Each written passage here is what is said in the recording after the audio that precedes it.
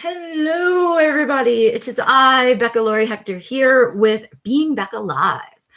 This is my little live stream where we do kind of a support groupy thing where I talk about what it's like to be an autistic adult alive right now, living it right now, having my struggles, having my wins, and kind of just sharing that with you guys here on a weekly basis because we're all kind of going through it. And I just want to make sure that we all don't feel like we're going through it so alone, I think. So anyway, welcome to the live stream. I am just finishing up my Unit 2 group coaching call with the course that I'm teaching right now. And those guys are doing it, you guys. Hey, Joe. They are like in it right now. And everyone is feeling a little bit bold and a little bit defiant. And I'm seeing the growth happen. And that's why I have this giant smile on my face right now that I can't take off because I'm so proud of them. My God, I'm just so proud of them. Things are happening. It's working for these. It's just working and it's goosebumpy and it's all of that. So I'm coming in here with that joy and that feeling. And I'm actually going to talk about something that we ended up talking about in our group coaching call, which I think we've never really talked about specifically here. And I think we should. So I'm gonna. Hey, Bernard. Hey, Morgan, Bill, Ross. Everybody's here. I'm excited. We are going to talk today about compromise. Ugh. I always hated that word. Can we let me just pre-diagnosis and even like a couple of years into diagnosis, I hated the word compromise. I really didn't like it. I was uncomfortable with the idea of compromising almost anything. As a black and white thinker, I just really believed that there was only one way for it to be. And I don't know. I struggled. And with diagnosis came some clarity about compromise. And that's the stuff I want to talk about today.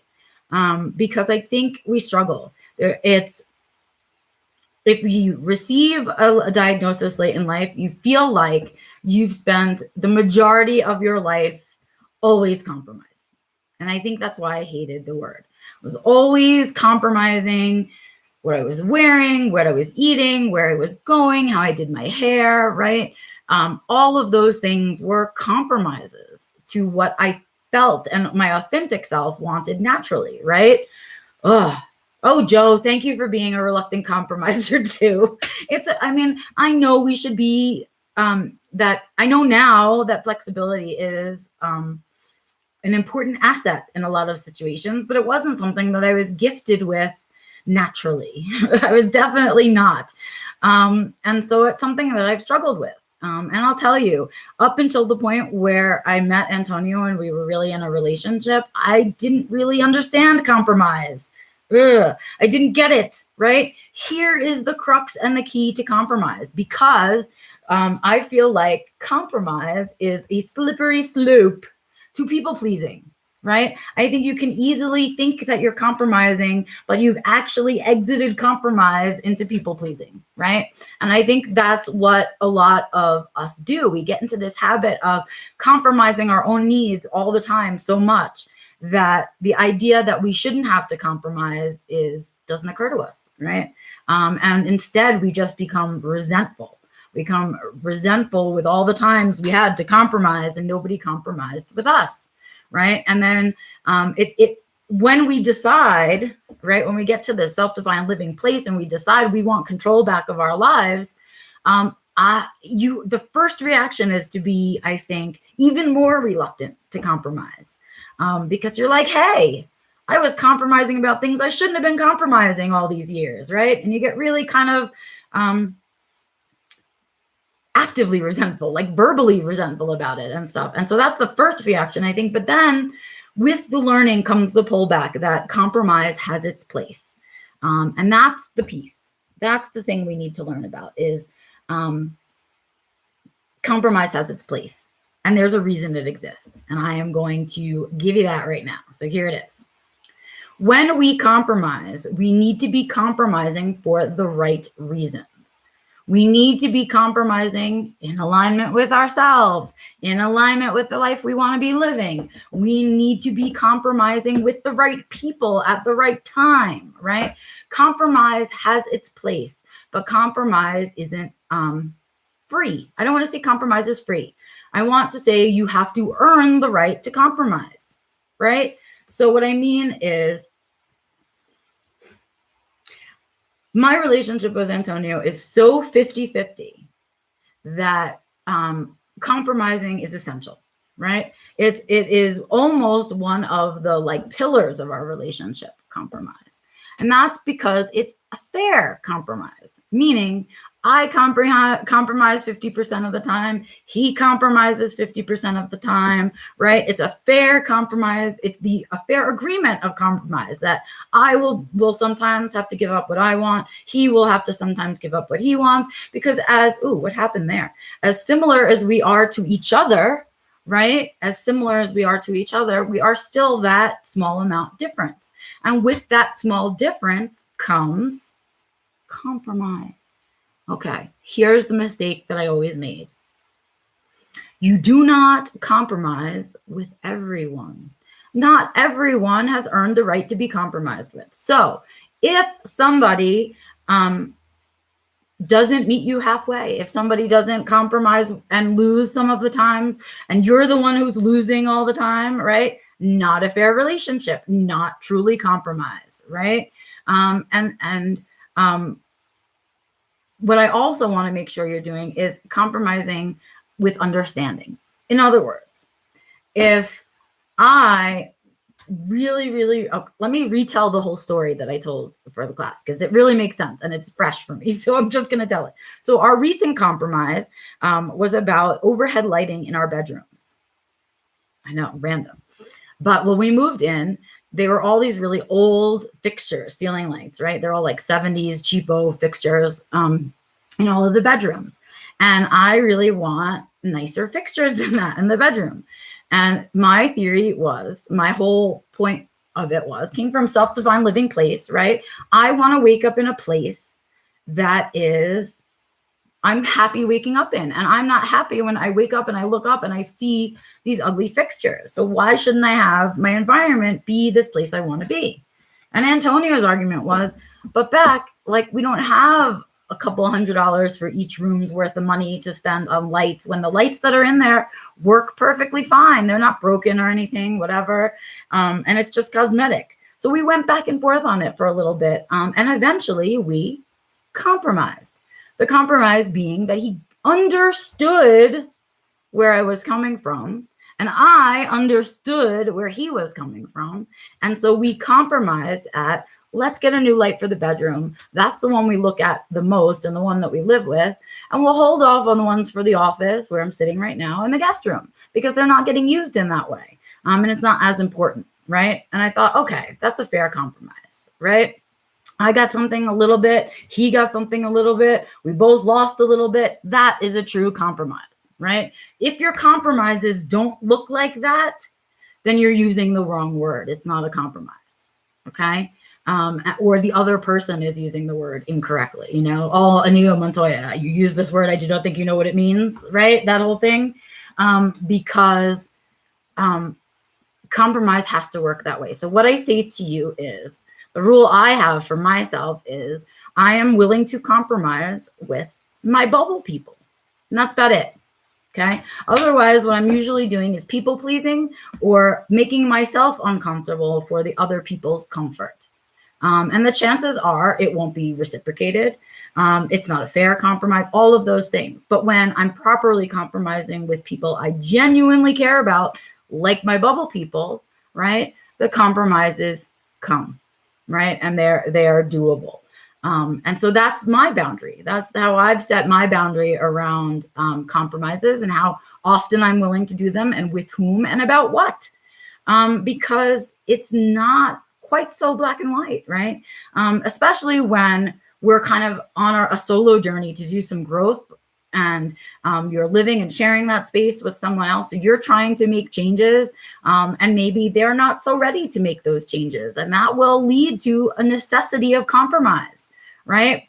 And what we want to do is be compromising in that scenario, but in a smart way. Are we over compromising, right? Are we stunting our own growth for that other person and by compromising? Or are we keeping ourselves in a situation that we don't really belong in through compromise?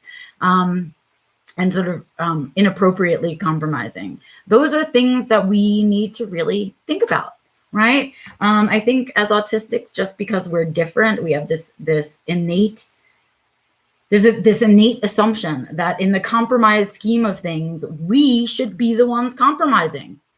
Really, that is the assumption. And I want to challenge that assumption. I want to say, I challenge that assumption. No, we shouldn't always be the ones compromising, right? And for other people's comfort. So that's one. And that's why I say bubble people boundary, right? And the other part of it is, I totally forgot what I was going to say. Oh no. For bubble people and compromising and I don't know. I don't remember. The other part I think I wanted to talk about too, though, because it just came back to me, is not to forget that your bubble people change.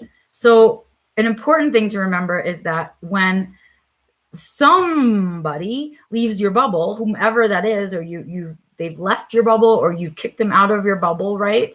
The right of compromise goes with them.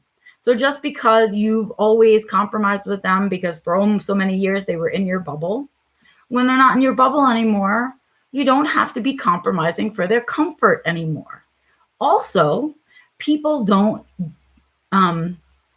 just get that right by birth, meaning a lot of us compromise with family beyond it being healthy, right? We do a lot of the compromising, and it's not fair compromising because it's a parent or it's a sibling or a relative in some way, right? And what we need to remember is that these rules matter there too, right? If just because they're a family member doesn't mean you have to compromise with them if they're not compromising with you, right? And that kind of thing, to remember that it's and that's why I started it saying that I think that compromise needs to be earned. People need to earn a place in your life where it's worth it to you and they're important enough to you that you are willing to compromise. But I want us to be aware. I want us to be thinking about where and when and with whom we compromise and why. Like, where is it coming from? Are you compromising because you truly love this person and they're an important part of your life? Or are you compromising because it's easier to compromise than to have conflict, right? A lot of us compromise just to avoid the conflict. And I think that's unacceptable as well. I think that's a habit that needs to be broken, right? I think we need to be more cognizant of when we compromise and why. So yeah, let me catch up. Let's see. Besides Joe and I agreeing on being very reluctant compromisers. Yes. Okay. So Bernard has an easy time compromising with his twin. Of course you do, right? Really easy. But it's probably, and I'm guessing, it's probably a 50-50 relationship. I'm guessing that it's also easy for your twin to compromise with you, right? And so there's that reciprocating relationship. And that's the piece I want you looking for. I want you looking for the reciprocation, the willingness to reciprocate the compromise. That's what it is. The willingness to reciprocate the compromise.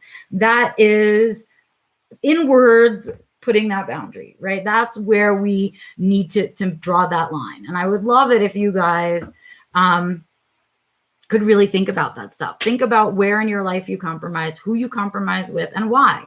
Are you compromising too much? Are you not compromising enough? Are you being really what everyone likes to call us, stubborn, right? Are you just being stubborn about it? It's a learning curve to understand about compromising. And it's something that nobody really talks about. They just assume understanding of compromise, which is something I don't get. Why do you ever assume understanding about anything? Why? Right? Anyway, but whatever. That's not the point. A lot of us here, obviously being called stubborn and obstinate as children, right? Really hard for autistic people to compromise. It's hard for our black and white brains to think that there's some other way of being, some other decisions you've been made. So we have to teach ourselves that. And I think what happens is we're called obstinate and bossy and stubborn and all of these things as children. And then in an effort to ditch these negative labels that have been placed on us, what we end up doing is overcompensating. We swing too much the other way and become people pleasers. We compromise with everybody, right? We make everybody comfortable. And that's too much the other way.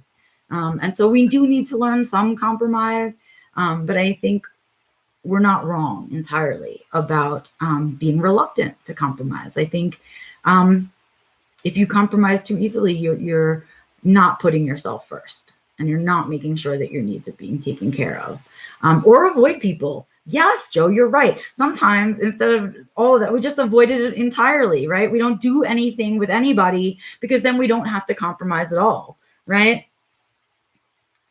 Oh, I'm so glad you had this thought. So Ross says it's possible I don't compromise enough with your partner. I think that's a fantastic conversation, right? Talk about being self-aware. Talk about a self-aware moment. Saying to your partner, do I make compromises with you enough? Do I sacrifice on my end as much as you sacrifice on your end? Because an unfair relationship like that will cause resentment to be underlying, right?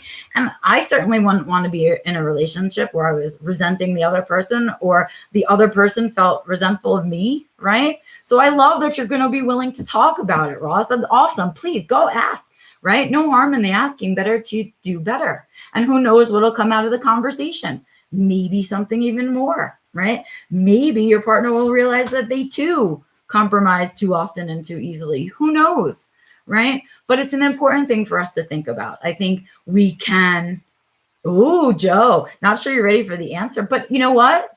You got to ask, right? What if the answer is, yeah, you don't make enough compromises, right? But maybe he's okay with that. Maybe it doesn't bother him, right? We don't know. But better to have those conversations when we're in relationships, especially in those very interpersonal relationships like spouses, boyfriends, girlfriends, partners, all of that. Having those communication lines open is essential, especially for those of us on the spectrum, because sometimes I don't understand why stuff happened or why the response was what it was. And it's genuinely like a autism moment where I missed it, right? And so if those communication lines are open, we don't feel like we're being criticized. We're just having a conversation instead of being criticized. So sometimes when we're not ready for the answer, Joe, we're not comfortable being criticized. So think about it in that way. But yeah, this is an important piece for us, you guys, because I think very easily compromise can become a waste of spoons. And very easily we can become resentful, angry people because we're over-compromising. And at the same time, we can become lonely, angry, isolated people if we are not willing to compromise at all, right? So how do we find that balance? For me, that balance lies in knowing that my bubble people have earned the right of compromise and nobody else has earned that role yet. What will it be for you? Where is your boundary? I don't know. But it's time to think about it and think about how much we give away and where. And compromise is a funny place. Right? It's an odd little gray area, that compromise zone. So let's think about it. Let's talk about it. I'm really looking forward to seeing your comments on this video. I love your thumbs up and your thumbs down. They let me know kind of whether the content is fun for you. Your views and shares also tell me that, and I appreciate them so much. As always, you will see me out on the interweb and you can comment wherever you're seeing this video. I promise to comment back, as well as you can get in touch with me at info@beccalaurie.com if you need to email, or you can, of course, head to my website, which is beccalaurie.com, L-O-R-Y.